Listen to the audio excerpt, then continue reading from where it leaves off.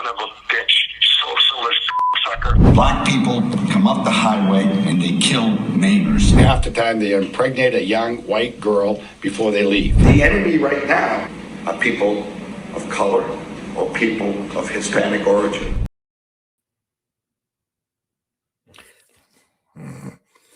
That's Paul LePage, former governor of Maine, OG bigot, racist, POS, right? I mean, what can you say about something like that? He literally likes to call himself Trump before Trump. Matter of fact, he's so Trump before Trump, he still hasn't conceded his election loss to Janet Mills in the last governor's race. Okay, that's Paul LePage. He fled to Florida for a few years, and he's reared his, and I mean, ugly head back in Maine to run for Congress. You can't make this up. In Maine's second congressional district. So here we are once again with the worst of the worst running. But here's the best news, as you guys know here on this show. We have a great contestant against him. My friend Jordan Wood. I'm proud to say he's my friend. You know, he's a kind of a familiar face if you watch the show. Jordan joined us, actually. He was running for Senate. And when the seat came open, he decided to go ahead and run for this congressional seat. And it's a good call. Maine's second district needs his help. He needs his support. Matter of fact, believe it or not, one of the largest Somali immigrant community lives right in his district. And there's a lot to talk about that. So I'm really, really excited to have one for my friends in Maine, to have a candidate who actually cares about people and cares about this state, who's running for office, not just for another thing on his resume. So let's go ahead and meet. I am Fred Wellman. This is on In the Hot Seat with FP Wellman, and I'm thrilled to welcome my friend Jordan Wood. Let's get on with the show. Jordan, man, welcome back. You're a previous guest. Good to be back. That video, oh my Lord, dude. I mean, Paul LePage, of all people to come back from the dead. I was shocked when I read the news he was coming back. I mean, he actually did go to Florida for a while. He retired to Florida, if I remember correctly, and he decided to run for Congress now, didn't he? So, you know, Jordan, you've had a successful life. You've had a career in politics. You've done some amazing things, honestly, for our country, from being chief of staff for Katie Porter, which is a guy you being Nuke experience, to Citizens United, fighting back for our country. And you've got a little girl now. You've got a young family, and I know from some personal experience probably that running for Congress isn't easy. Like, why did you decide to jump in this congressional race, my friend? Yeah, I got into the House race for a lot of the same reasons I decided to run for Senate last year when we first spoke, is that this is a moment of crisis in our country. And I believe that the future of our democracy and our country are all at stake. And they are at stake because establishment politicians, a corrupt political system, the wealthy have really rigged the system against us.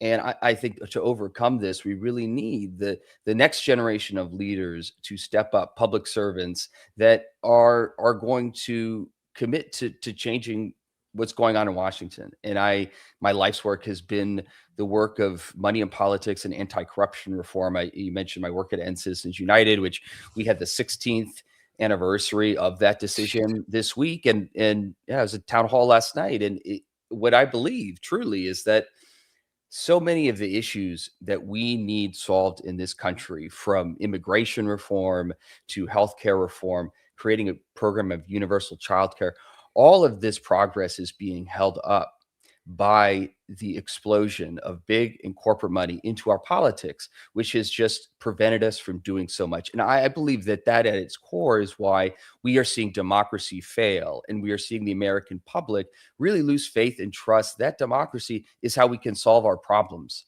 Events like January 6th, which we just had the 5th anniversary of. Yeah, you were there. I mean, I was looking. I remember you were there. You were on Capitol Hill for January 6th. Yep. This week we had Jack Smith testify. We had Troy Nehls trying to tell Mike Fanone that the truth is that it was actually the Capitol Police's fault that several 100,000 people descended on the Capitol, not Donald Trump. I mean, rewriting history. I mean, you are there up and close, and that is it is such a blatant attack. And the fact that rewriting it 5 years later, I mean, for you having experienced that. I guess it probably just motivates you even more for this race, doesn't it? Yeah, it does. It does. And I think that January 6th, in the election of Trump, in the wake of that in 2024, to me, it says we have to fix democracy, because Americans should never feel so detached and alien from their democracy that they by a lie try to cause an insurrection in their own seat of government. And it is it is a terrible day, and one that we still have not fully reckoned with, I think, as a country. Yeah, and that is a shocking thing to say in a country called itself a democracy, a country that's supposed to be ruled by the rule of law. Obviously, you've got an opponent in Paul LePage who doesn't seem to think the law matters to him. He can say whatever he wants, but you're not running just against something. What I love about you, and you and I see politics very much a similar way. It's easy to say what we're against. It's easy to say what we're doing, but we also have plans, and you're seeing this democracy being attacked. We're seeing blatant corruption from Trump. I think the New York Times this week said he's made $1.4 billion at least that they know of in office. I mean, a lot of it is restoring trust in our democracy, isn't it? Absolutely, absolutely, and that to me is there are steps that we can take as candidates.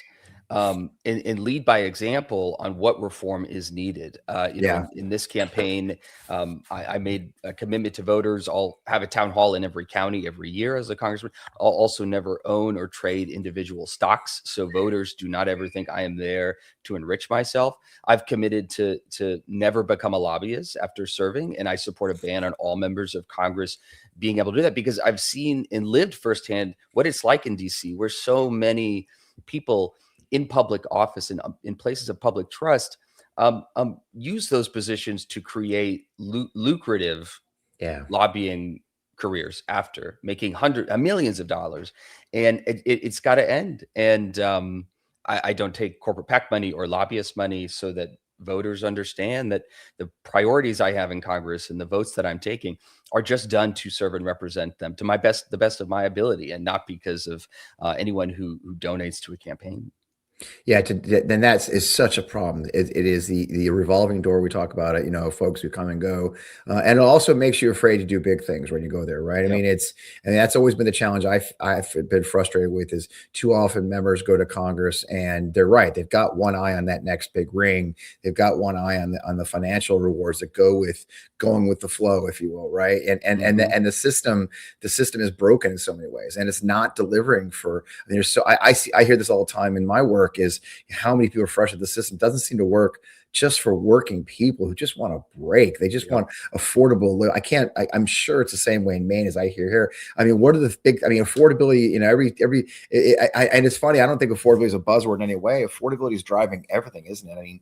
I think that's a big priority for you, is attacking those affordability issues, isn't it?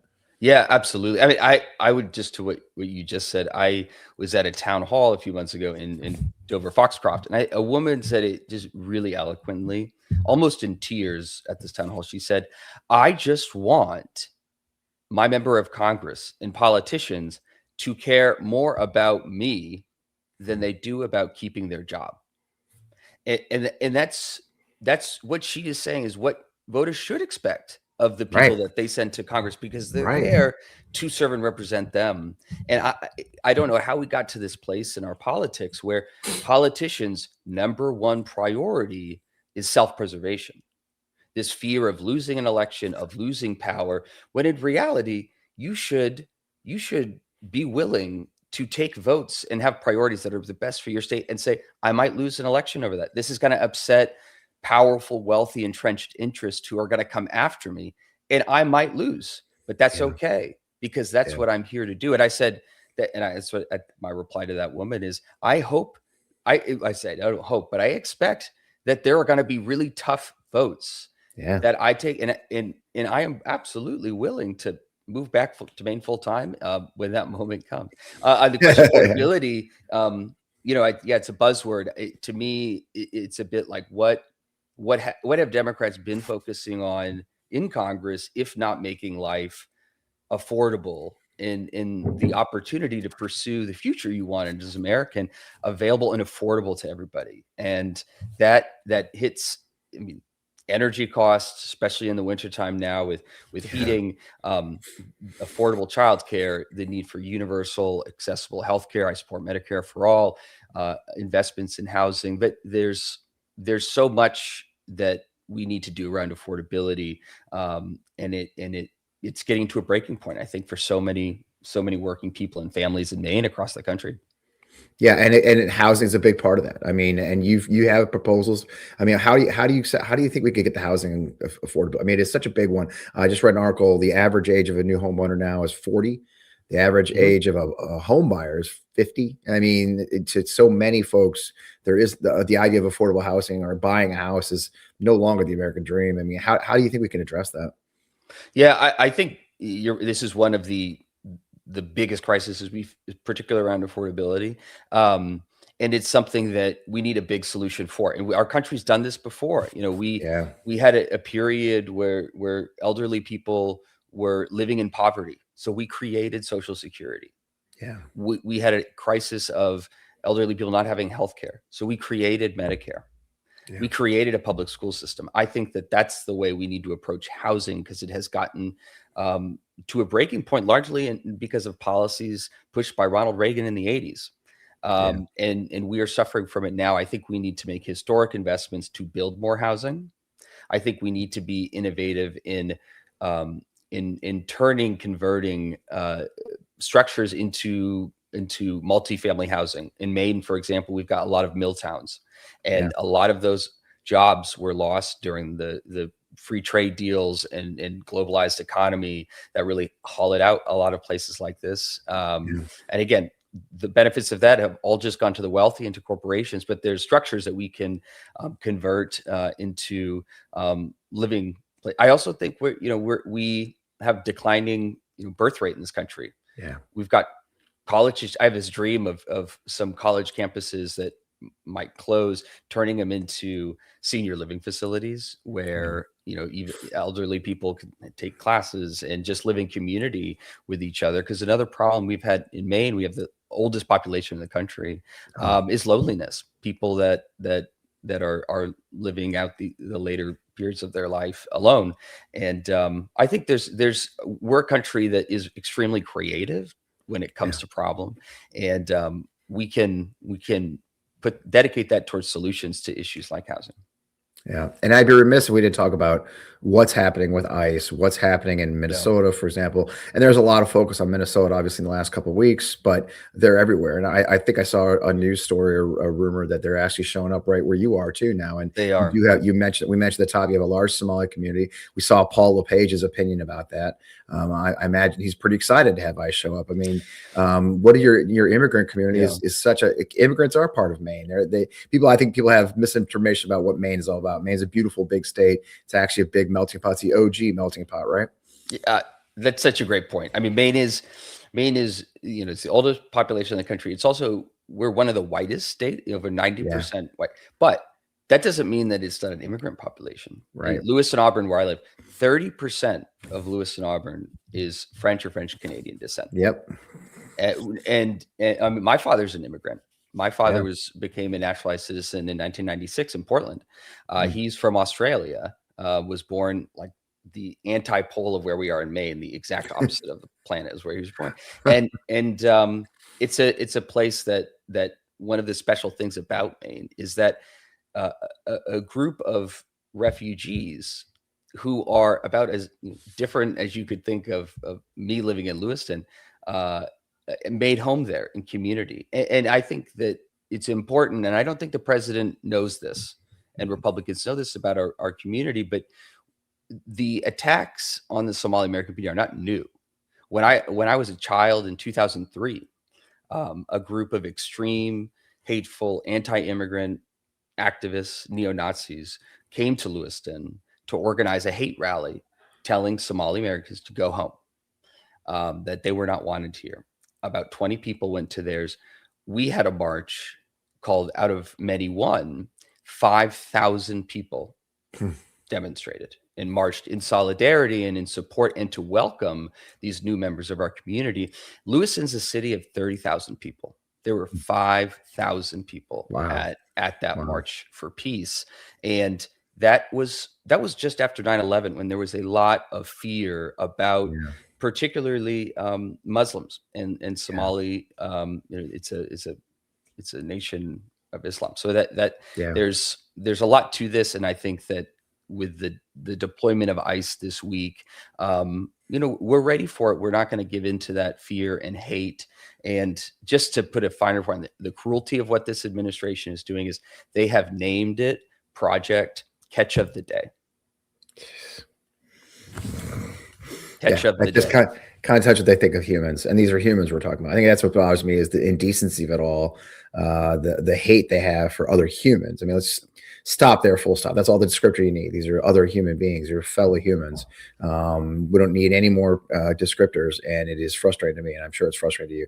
I guess the most important question we ask here on In the Hot Seat, Jordan, I think you've been asked it before: where can our wonderful viewers and MeidasTouch family find you and throw a buck your way so you can defeat this extremism and join and go to Congress for us? electjordan.com. We are, as I said, we don't take money from corporate PACs or lobbyists or APAC. It is a campaign truly funded by regular people. Proud of that. electjordan.com. Anything people can do to help or volunteer, please. Everything you can do is going to make the difference in this election in November. I love it. Well, thanks for joining us again, bro. Congratulations on the race. I'm cheering for you from afar. Great to see you. I appreciate all your time, and stay warm up there. We're actually getting a snowstorm here, so panic has set in. We got to go buy some eggs. So potentially 2 feet coming on Sunday. Good Lord, we're getting maybe 8 to 10. There's panic has set in, and I've never looked forward to a snowstorm as much as that. So thanks for joining us. Appreciate you, brother. Talk to you again, Fred. See you. Well, another great conversation for In the Hot Seat here. We'll be presenting many more of these as the cycle goes forward. As you know, there's so many wonderful candidates out there that we are thrilled to talk to. Look for them right here on the MeidasTouch Network. As always, you can find me every Friday night at 7 p.m. Eastern on Democracy with FP Wellman. Right here is a live show on the MeidasTouch Network. I'm so privileged to be with you guys all the time, talk about the issues we face in this country. So please don't miss that. As always, stay in the fight out there. We're not done yet. I'm Fred Wellman. We'll see you again soon.